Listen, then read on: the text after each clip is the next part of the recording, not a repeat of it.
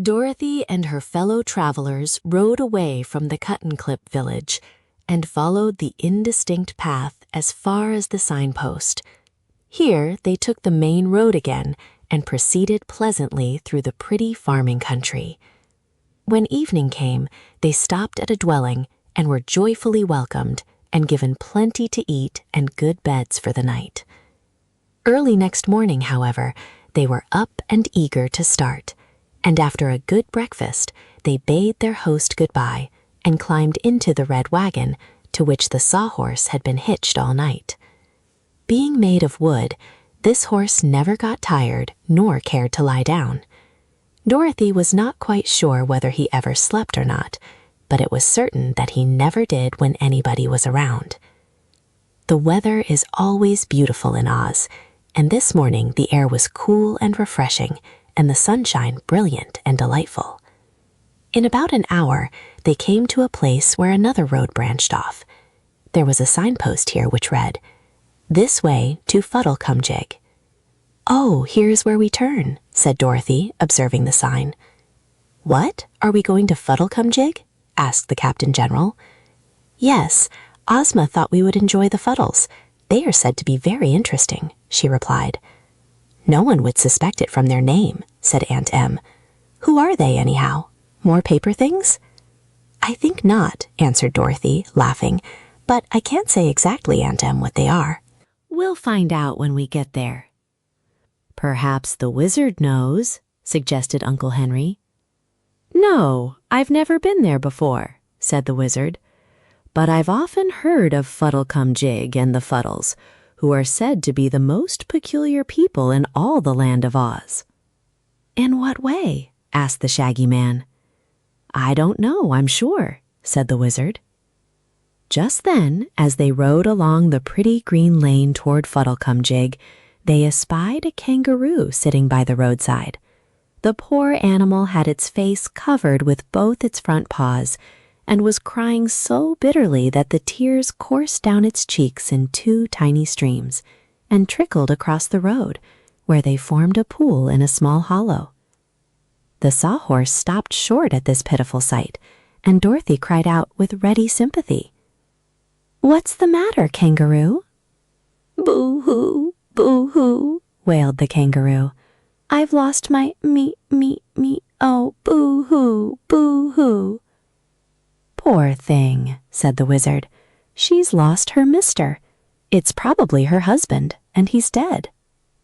"No, no, no," sobbed the kangaroo. It isn't that. I've lost my oh, boo-hoo." "I know," said the Shaggy Man. "She's lost her mirror."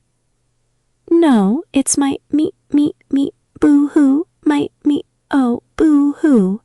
And the kangaroo cried harder than ever. "It must be her mince tie," suggested Aunt Em. "Or her milk toast," proposed Uncle Henry.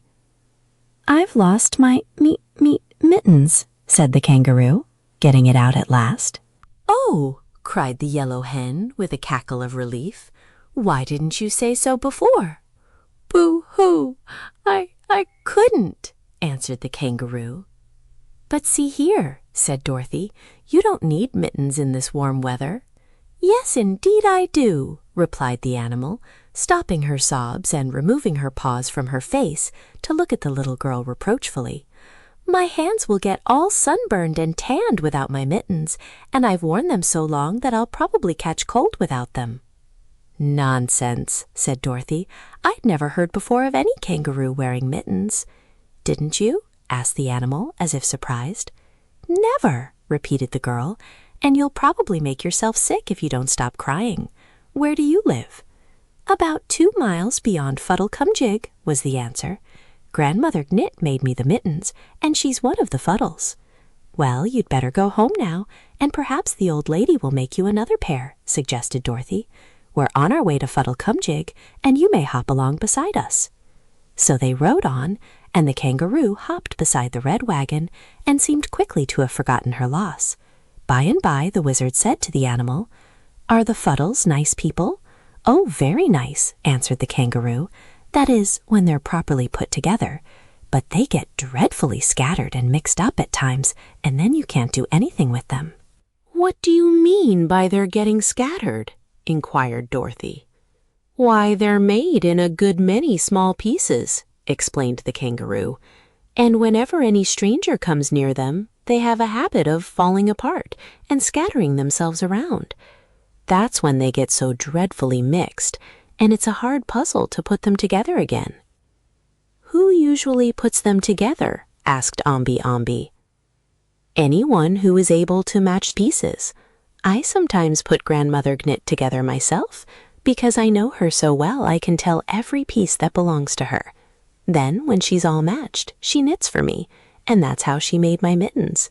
But it took a good many days hard knitting, and I had to put Grandmother together a good many times, because every time I came near, she'd scatter herself." "I should think she would get used to your coming and not be afraid," said Dorothy. "It isn't that," replied the kangaroo. "They're not a bit afraid when they're put together, and usually they're very jolly and pleasant.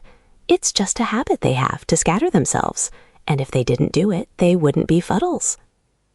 The travelers thought upon this quite seriously for a time, while the sawhorse continued to carry them rapidly forward.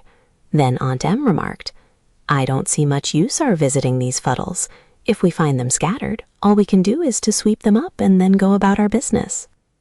"Oh, I believe we'd better go on," replied Dorothy. "I'm getting hungry, and we must try to get some luncheon at Fuddlecumjig. Perhaps the food won't be scattered as badly as the people." "You'll find plenty to eat there," declared the kangaroo, hopping along in big bounds because the sawhorse was going so fast. "And they have a fine cook, too, if you can manage to put 'em together. There's the town now, just ahead of us." They looked ahead and saw a group of very pretty houses standing in a green field a little apart from the main road. "Some munchkins came here a few days ago and matched a lot of people together," said the kangaroo. "I think they are together yet, and if you go softly without making any noise, perhaps they won't scatter." "Let's try it," suggested the wizard. So they stopped the sawhorse and got out of the wagon, and after bidding goodbye to the kangaroo, who hopped away home, they entered the field and very cautiously approached the group of houses. So silently did they move that soon they saw through the windows of the houses people moving around, while others were passing to and fro in the yards between the buildings. They seemed much like other people from a distance, and apparently they did not notice the little party so quietly approaching. They had almost reached the nearest house when Toto saw a large beetle crossing the path and barked loudly at it. Instantly, a wild clatter was heard from the houses and yards. Dorothy thought it sounded like a sudden hailstorm, and the visitors, knowing that caution was no longer necessary, hurried forward to see what had happened. After the clatter, an intense stillness reigned in the town. The strangers entered the first house they came to, which was also the largest, and found the floor strewn with pieces of the people who lived there. They looked much like fragments of wood neatly painted, and were of all sorts of curious and fantastic shapes, no two pieces being in any way alike. They picked up some of these pieces and looked at them carefully. On one, which Dorothy held, was an eye, which looked at her pleasantly, but with an interested expression, as if it wondered what she was going to do with it. Quite nearby, she discovered and picked up a nose, and by matching the two pieces together, found that they were part of a face. "If I could find the mouth," she said, "this Fuddle might be able to talk and tell us what to do next." "Then let us find it," replied the wizard, and so all got down on their hands and knees and began examining the scattered pieces. "I found it!" cried the Shaggy Man, and ran to Dorothy with a curious-shaped piece that had a mouth on it. But when they tried to fit it to the eye and nose, they found the parts wouldn't match together. "That mouth belongs to some other person," said Dorothy. "You see, we need a curve here and a point there to make it fit the face." "Well, it must be here someplace," declared the wizard. "So if we search long enough, we shall find it." Dorothy fitted an ear on next, and the ear had a little patch of red hair above it. So while the others were searching for the mouth, she hunted for pieces with red hair, and found several of them, which when matched to the other pieces, formed the top of a man's head. She had also found the other eye and the ear by the time Omby Amby in a far corner discovered the mouth. When the face was thus completed, all the parts joined together with a nicety that was astonishing. "Why, it's like a picture puzzle," exclaimed the little girl. "Let's find the rest of him and get him all together." "What's the rest of him like?" asked the wizard. "Here are some pieces of blue legs and green arms, but I don't know whether they are his or not." "Look for a white shirt and a white apron," said the head, which had been put together, speaking in a rather faint voice. "I'm the cook." "Oh, thank you," said Dorothy. "It's lucky we started you first, for I'm hungry, and you can be cooking something for us to eat while we match the other folks together." It was not so very difficult, now that they had a hint as to how the man was dressed, to find the other pieces belonging to him, and as all of them now worked on the cook, trying piece after piece to see if it would fit, they finally had the cook set up complete. When he was finished, he made them a low bow and said, "I will go at once to the kitchen and prepare your dinner. You will find it something of a job to get all the Fuddles together, so I advise you to begin on the Lord High Chigglewitz, whose first name is Larry. He's a bald-headed fat man and is dressed in a blue coat with brass buttons, a pink vest, and drab breeches. A piece of his left knee is missing, having been lost years ago when he scattered himself too carelessly. That makes him limp a little, but he gets along very well with half a knee. As he is the chief personage in this town of Fuddlecumjig, he will be able to welcome you and assist you with the others, so it will be best to work on him while I'm getting your dinner." "We will," said the wizard, "and thank you very much, cook, for the suggestion." Aunt Em was the first to discover a piece of the Lord High Chigglewitz. "It seems to me like a fool business, this matching folks together," she remarked. "But as we haven't anything to do till dinner's ready, we may as well get rid of some of this rubbish. Here, Henry, get busy and look for Larry's bald head. I've got his pink vest all right." They worked with eager interest, and Bellina proved a great help to them. The yellow hen had sharp eyes and could put her head close to the various pieces that lay scattered around. She would examine the Lord High Chigglewitz and see which piece of him was next needed, and then hunt around until she found it. So before an hour had passed, old Larry was standing complete before them. "I congratulate you, my friends," he said, speaking in a cheerful voice. "You are certainly the cleverest people who ever visited us. I was never matched together so quickly in my life. I'm considered a great puzzle usually." "Well," said Dorothy, "there used to be a picture puzzle craze in Kansas, and so I've had some experience matching puzzles. But the pictures were flat, while you are round, and that makes you harder to figure out." "Thank you, my dear," replied old Larry, greatly pleased. "I feel highly complimented. Were I not a really good puzzle, there would be no object in my scattering myself." "Why do you do it?" asked Aunt Em severely. "Why don't you behave yourself and stay put together?" The Lord High Chigglewitz seemed annoyed by this speech, but he replied politely, "Madam, you have perhaps noticed that every person has some peculiarity. Mine is to scatter myself. What your own peculiarity is, I will not venture to say, but I shall never fault with you, whatever you do." "Now, you've got your diploma, Em," said Uncle Henry with a laugh, "and I'm glad of it.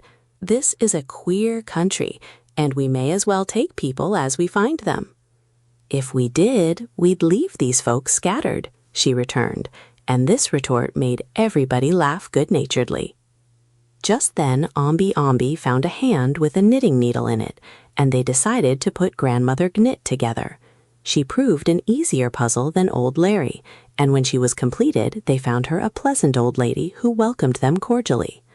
Dorothy told her how the kangaroo had lost her mittens, and Grandmother Gnit promised to set to work at once and make the poor animal another pair. Then the cook came to call them to dinner, and they found an inviting meal prepared for them. The Lord High Chigglewitz sat at the head of the table and Grandmother Gnit at the foot, and the guests had a merry time and thoroughly enjoyed themselves. After dinner, they went out into the yard and matched several other people together, and this work was so interesting that they might have spent the entire day at Fuddlecumjig had not the wizard suggested that they resume their journey.